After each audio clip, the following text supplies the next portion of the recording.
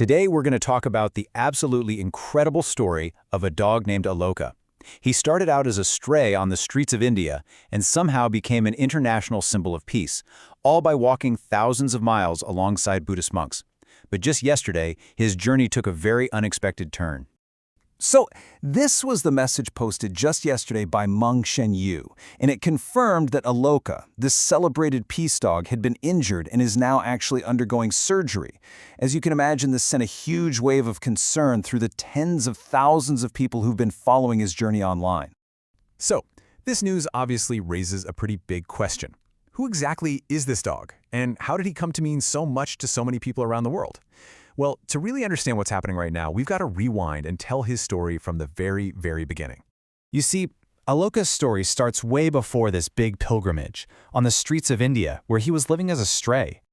And it turns out Aloka isn't just any mixed breed. He's believed to be an Indian Pariah dog, which is one of the most ancient dog breeds on the entire planet.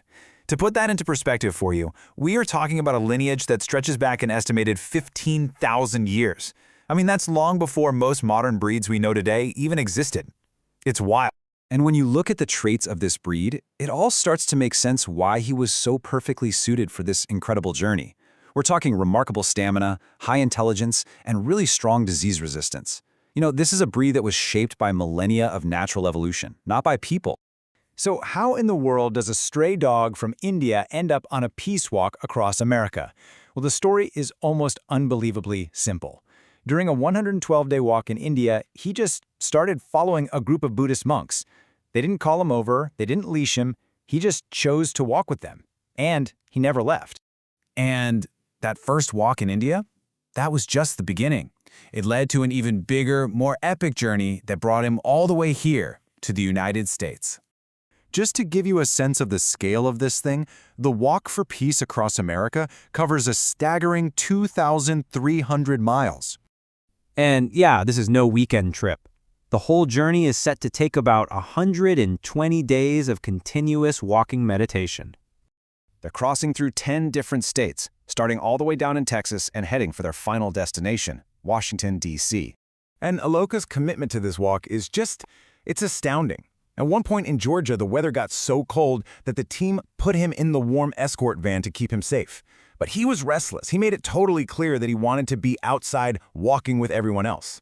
It's what prompted one of his handlers to say this: "He is not just a companion. He is a true walker of peace." So, at this point, he really wasn't just a dog walking with some monks anymore. His quiet, steady dedication was turning him into something so much bigger, an unofficial mascot for the entire movement. And the world definitely noticed. His dedicated Instagram account just blew up, gaining over 150,000 followers, who literally track his and the monks' progress every single day on a live map. He became the silent, four-legged face of this whole journey. As his social media page puts it so well, he's a living reminder that all beings walk toward peace. Think about that. He doesn't have to say a single word, but his steady presence just sends this powerful message of resilience and trust. But look, Aloka's story is more than just a heartwarming tale, you know? It actually offers us a really powerful lesson in behavioral science and what true compassion really looks like. An insight from Barry research really gets to the heart of it. They argue that Aloka's gentle nature isn't some kind of magic. No, it's a direct result of his environment.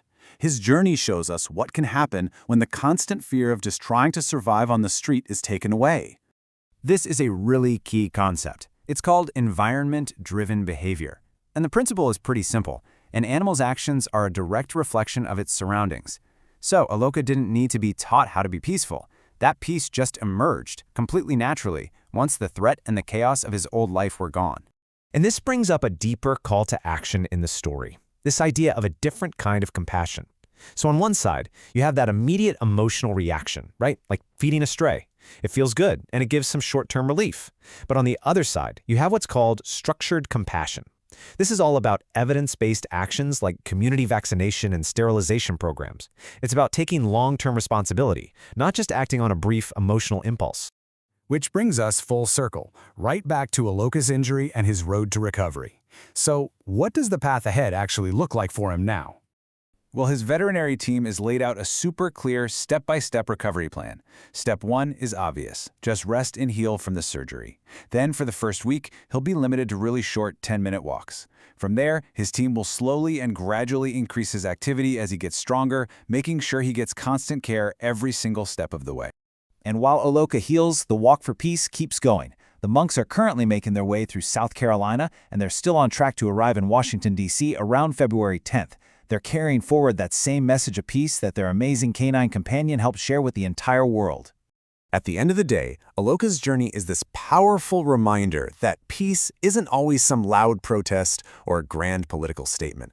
Sometimes it just walks right beside us on four legs, asking for nothing more than a safe path to keep going.